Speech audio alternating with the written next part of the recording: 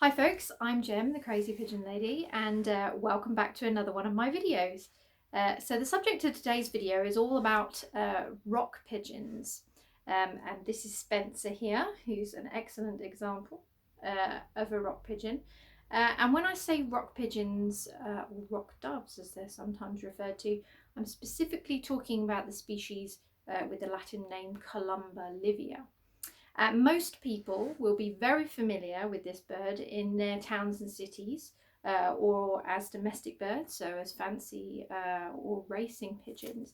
And whilst they're all the same species, the birds that you're seeing in your towns and cities or that are being kept by pigeon keepers are domesticated versions of what once was a wild bird. And the wild species, Columba livia, still exists today and can be found on rocky cliffs and coasts, which is a very different kind of habitat than you're used to.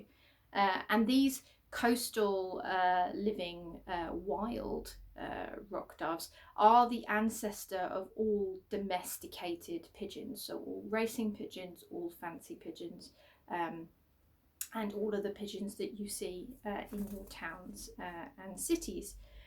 So as I mentioned, their natural habitat is rocky coastal cliffs and things where they live communally in large colonies, and they would nest in caves and crevices in those cliffs, and they would forage nearby. The range of these birds is Western, Southern Europe, North Africa, the Middle East and parts of Asia.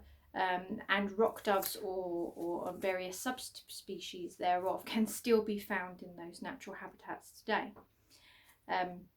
But you're more likely to see the domesticated form of those pigeons in our towns and cities. So let's talk a little bit about some of the similarities and some of the differences between the wild rock doves and between feral and domestic pigeons like Spencer here. So wild rock doves generally come in the colour pattern that we call the blue bars. So the main body of the pigeon would be the pale blue-grey colour with the two dark stripes on the wing. And this will probably be familiar to you because many of the domestic pigeons still exhibit this particular colour pattern, and that is the natural form of the wild rock dove. And if you see other colours and other patterns, particularly like Spencer here, who's what we call a blue checker pattern, all of these variations in patterns are as a result of domestication and of inbreeding and of mutations from the natural form, the blue bar template. Also, the wild rock doves generally on the little bit smaller side, whereas some of the domestic pigeons, particularly some of the fancy breeds, can be quite large, but the wild bird is quite a small bird. Also, they have quite significant differences in temperament as well. So as you might expect of a wild bird, the wild rock doves are naturally a little more nervous, a little more skittish, and certainly true wild rock doves are not accustomed to human contact. And so they would not be comfortable being close to humans in any way, unlike feral pigeons like Spencer here, who've been living alongside humans for a very, very long time. But whilst there are some key differences between the wild rock doves from which all domestic pigeons are descended, there are also plenty of similarities too. They're all granivorous. When I say granivorous, I mean grain and seed eating. So the natural diet of both the wild rock dove and ought to be the natural diet of the feral and domestic pigeon is things like grains and peas and seeds, and even a little bit of green matter like grass or weeds as well. And that would be the natural diet of both feral and domesticated pigeons. And the wild rock doves would forage within a fairly local range of those coastal cliffs to go and find those food sources. Those of you who've kept domestic pigeons, or those who keep domestic pigeons, be they racing pigeons or be they fancy pigeons, will feed their birds a mixed diet that is essentially based on this natural diet. Feral pigeons, however, given that they live alongside humans but without consistent human assistance, will forage and feed on anything that they can find, including a lot of human food, which is most definitely not part of their natural diet and probably isn't all that good to them. But given that they are living on our streets, then they have to eat what they can to survive. And if they're lucky enough to live in a town or a city that's got access to parks or gardens, they might actually get a better diet as a result of having access to a more natural source of food. So as well as wild and domesticated pigeons having their natural diet in common, what they also have in common is that they are a social species. And whilst many species of pigeons are what we call gregarious, which is that they're comfortable with hanging around in numbers but don't necessarily operate as a social group, both feral and domesticated pigeons and the wild rock doves from which they're descended are social species. They require the interaction and the presence of the social group as a necessary part of how they operate and how they survive. So wild rock pigeons would nest communally on cliffs and caves.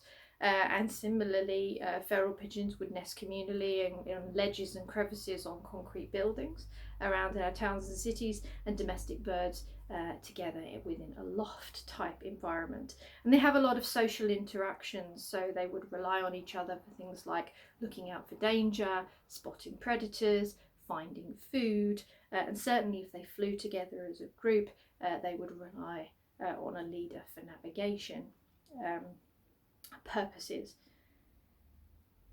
Both wild rock doves and feral and domesticated pigeons have an excellent visual memory, so they're very good at remembering places that they've been to, recognizing landmarks and features as places which are either safe or perhaps dangerous, or places where they've found food. And certainly in a communal nesting environment where there might be thousands of birds all nesting together in one place, they would naturally be able to find their own nest territory and their own nest spot. In racing pigeons, this natural instinct has been developed significantly through training over a long time to aid them in navigating over great distances. And it's important to point out that the wild rock doves would not be able to navigate at anything like the distance of a trained racing pigeon. In fact, they might only range up to about 3 miles from where they lived, whereas a trained racing pigeon can navigate its way home perhaps for hundreds of miles away. A lot of their behaviours are very similar. So the mating, the courtship, the nesting, the interaction, the sounds that they make, the displays that they do, generally how they behave and act is pretty consistent across both species. In fact, probably the main key difference between wild rock doves and feral and domesticated birds is that feral and domesticated birds, through the domesticating process, have become used to human contact, and therefore they have learned that by and large humans are helpful, perhaps as a source of food, and therefore they need to be close to them because cooperating with humans has become a necessary part of their survival.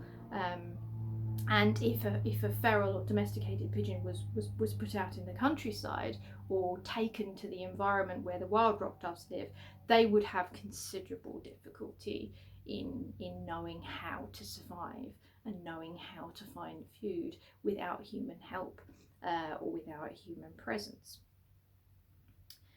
So I've talked a lot about wild rock doves becoming domesticated and how feral and domestic birds have become that way as a result of man's intervention.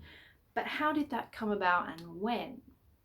So ancient Mesopotamian tablets depict pigeon domestication as far ago as about 4,000 years. So human beings have been domesticating pigeons for a very, very long time.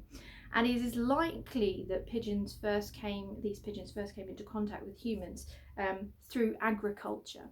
So humans would have grown crops, including grain, within the fields, perhaps fields that might be within the foraging range of wild rock doves. And those rock doves would have seen the grain in the fields and they would have exploited it as a source of food. And this is how they would have come into contact with humans who were farming those crops. Those humans then might have decided to trap some of those birds as a source of food. Pigeons are naturally quite muscly and quite plump around the front and tasty, so they would first have been captured as a source of food. And over time, humans didn't need to capture wild ones anymore, but they could actually breed birds that they captured and therefore keep their numbers going as a plentiful supply of food.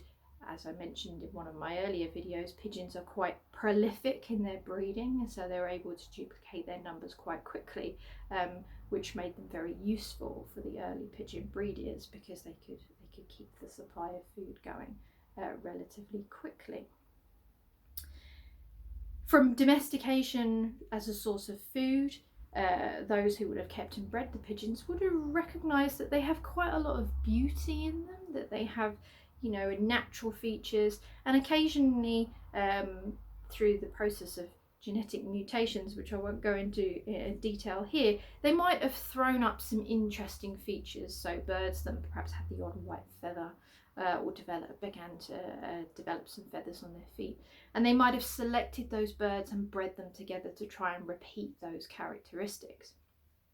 And essentially we evolved from breeding birds as a source of food to breeding birds for their appearance and for their attractiveness, and this is how we end up with fancy pigeons. And over the centuries, many hundreds of breeds have been developed as a result of the selection and breeding together of birds for their particular visual features. And over time, these fancy pigeons have become very departed from the natural wild rock dove form. And in history, these birds would have been given as gifts or traded between nobles. Some nobles who had particularly large mansions or palaces might have kept pigeons there in their gardens for them to look at and for them to enjoy, including people up to the level of royalty. They would also have been transported around on ships as an easy source of food for sailors as well. And then eventually humans exploited the pigeon's natural ability to find its way home, and through training of this feature, these birds began to evolve into what we would now call today racing pigeons. But before they were used for racing and competition, they were used as messengers, and in history they were used to do things like convey the results of Olympic Games in ancient Greece, or set up postal or news systems to transfer information between cities along trade routes, or they were used for military purposes, and even as recently as the First and Second World Wars, they were still being used to transport military messages on the front line. Now, the feral pigeons we see in our towns and cities are domestic birds who've essentially escaped from their human masters, if you like, and have learned to live freely and independently, albeit with a little bit of human help and contact, in our towns and cities. And over time these populations have evolved and become stable on their own, and the birds have interbred in between each other and become feral, and their numbers are continually replenished by other domestic birds, particularly racing pigeons, less so fancy pigeons, who get lost and end up integrating with a feral flock. So they're continually introducing new blood and new genetics into the feral flocks, which is why it perpetuates the different colours, sizes, shapes and patterns that you see amongst the feral flock. And were they left to their own devices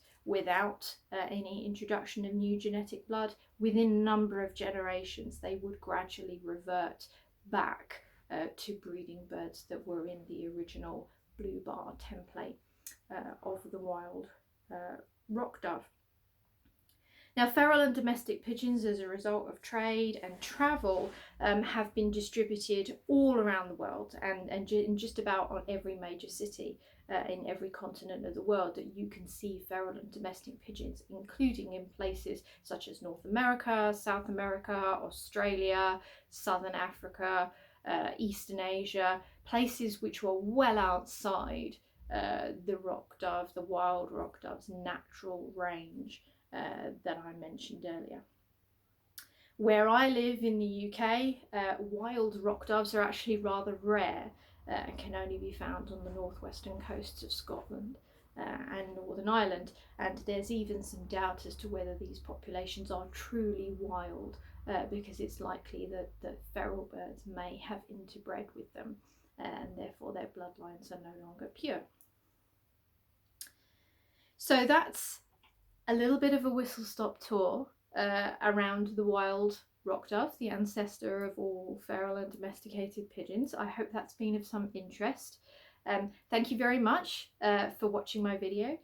Please continue to like and share articles on my page, and thank you very much for your support. And from me and Spencer, bye bye.